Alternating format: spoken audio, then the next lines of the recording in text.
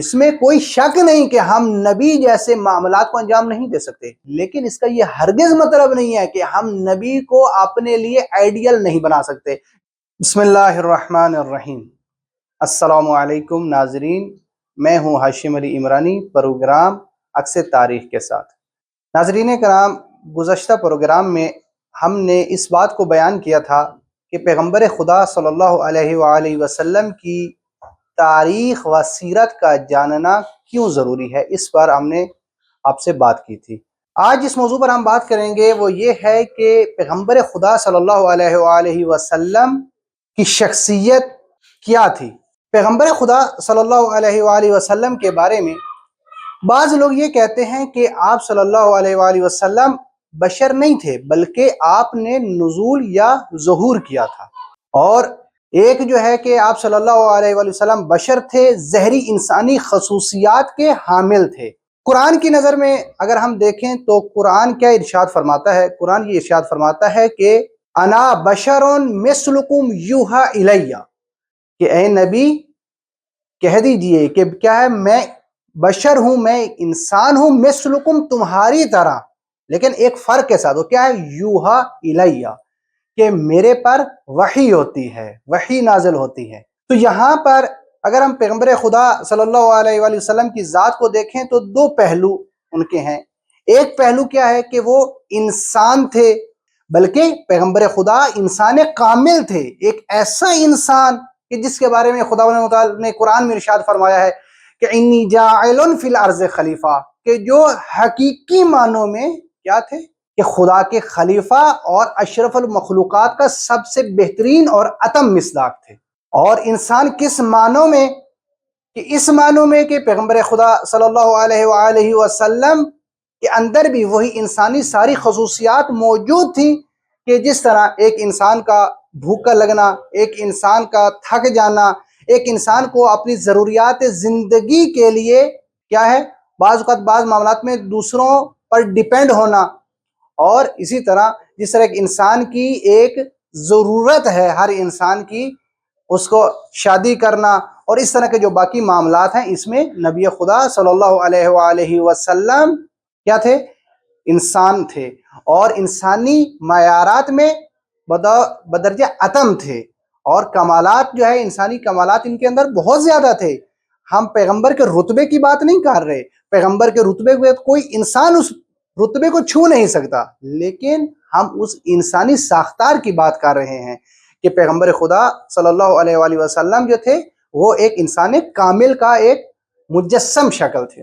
اب نبی خدا صلی اللہ علیہ وآلہ وسلم کیا فرماتے ہیں کہ میں وہ ہوں کہ یوحی الیہ، کہ جس پر خدا کی وحی ہوتی تھی۔ اب یہاں اس چیز کو دیکھنا ضروری ہے کہ نبی خدا کے جس جسم پر وحی ہوتی تھی وہ جسم ہماری جسم کی طرح نہیں تھا، کہ نبی خدا صلی اللہ علیہ وسلم یعنی کیا فرماتا ہے کہ میرے جس وجود پر وحی ہوتی ہے وہ میرا وجود تمہاری طرح نہیں ہے۔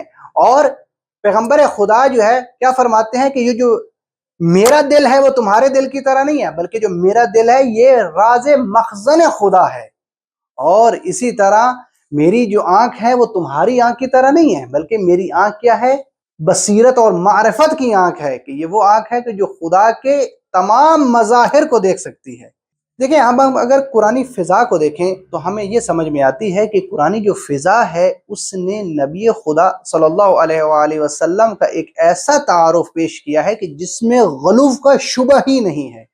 نبی خدا نے اپنے پیارے حبیب کے بارے میں یہ نہیں فرمایا کہ یعنی تم عرش پر ہمیشہ میرے ساتھ ہو اور تم میں کسی قسم کا کوئی نقص نہیں ہے۔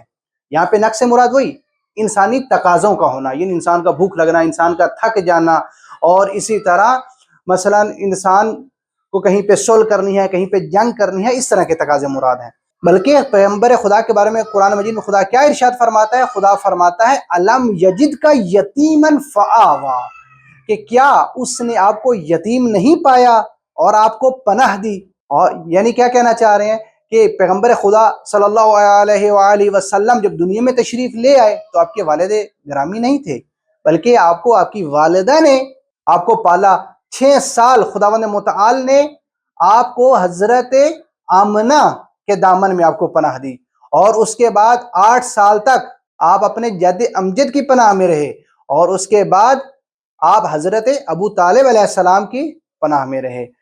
اور اس کے بعد قرآن کیا فرماتا ہے؟ وَوَجَدَكَ ضَالًّا فَہَدَىٰ، یعنی خداوند و تعالیٰ کیا ارشاد فرماتا ہے کہ اے نبی، ہم نے تمہیں گمنام پایا تو تمہیں ہم نے کیا ہے؟ راستہ دکھا دیا۔ وہ کون سا راستہ؟ نبوت کا راستہ، خدا کا راستہ۔ اور آپ کو پھر کیا اللہ نے مبعوث فرمایا نبوت پر، اور ایسے مقام عطا کیا کہ جو تمام انبیاء سے افضل مقام تھا۔ اب جو تیسری آیت ہے سورہ ضحیٰ کی، کیا کہتے ہیں قرآن؟ وَوَجَدَكَ عَائِلًا فَأَغْنَىٰ، جب آپ یتیم تھے تو آپ کو تنگ دست پایا تو مالدار کر دیا۔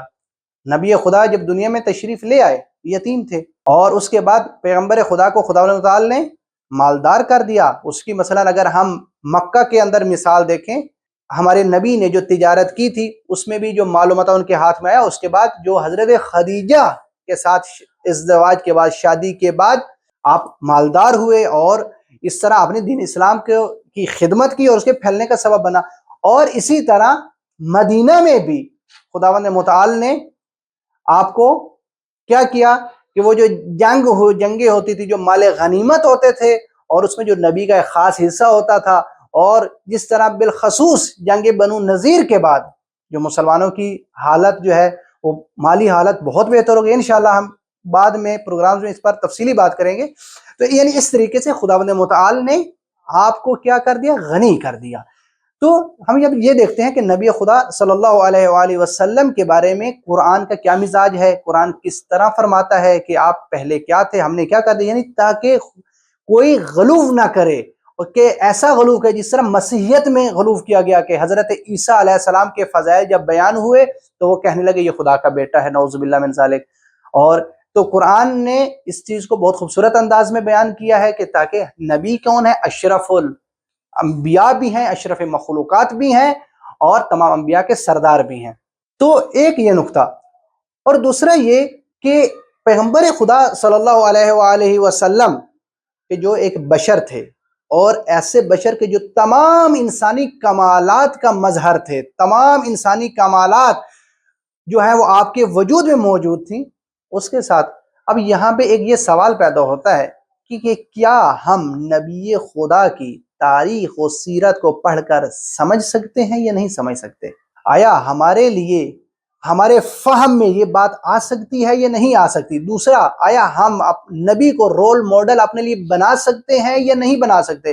بعض لوگ کیا ہیں، اپنی سستی اور نااہلی کی وجہ سے وہ کیا کہہ دیتے ہیں کہ اگر ہم مثلا انہیں بتائیں کہ نبی خدا کی یہ تعلیمات تھیں، نبی خدا نے ہمیں زندگی کا طریقہ سکھایا ہے کہ ہمیں اپنی عبادات کو کیسے انجام دینا ہے، اپنے معاملات کو کیسے انجام دینا ہے، اور اسی طرح مثلا اپنے گھر میں اپنے آپ کو کیسے رکھنا ہے، گھر کے اندر اخلاقیات کیا ہے، اور صلح کے آداب کیا ہے، جنگ کے معاملات کیا ہے۔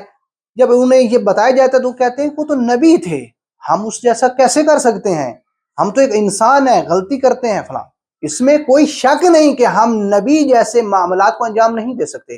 نبی خداوند متعال کی ایک برگزیدہ ہستی ہیں، اور جو ان کا جو عمل ہے، جو ان کے عمل میں جو کمالات ہیں وہ ہمارے اندر کمالات وہ نہیں ہو سکتے، لیکن اس کا یہ ہرگز مطلب نہیں ہے کہ ہم نبی کو اپنے لیے آئیڈیل نہیں بنا سکتے، یا ہم نبی کی سیرت اور تاریخ سے درس نہیں لے سکتے۔ اس کا یہ ہرگز مطلب نہیں ہے۔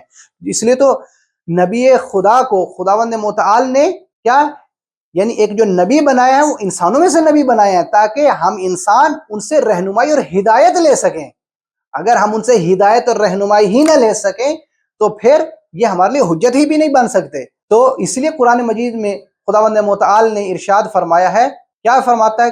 لَقَدْ قَانَ لَكُمْ فِي رَسُولِ اللَّهِ أُسْوَةٌ حَسَنَةٌ، کہ نبی وہ ذات ہیں کہ جو تمہارے لیے اسوہ حسنہ ہیں، تمہارے لیے ایک نمونہ ہیں، اور تمہیں چاہیے کہ تم نبی کو اپنے لیے اسوہ قرار دو، اور ان کو سمجھو، اور ان کے مطابق اور ان جیسے بننے کی کوشش کرو، یعنی اپنے اعمال کو ان جیسا، ان کے اعمال کی طرف بنانے کی کوشش کرو۔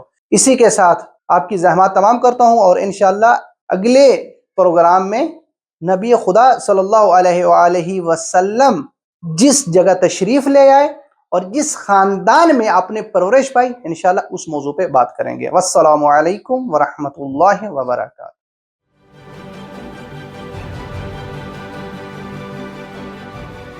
عکس، سچائیوں اور حقائق کا عکس۔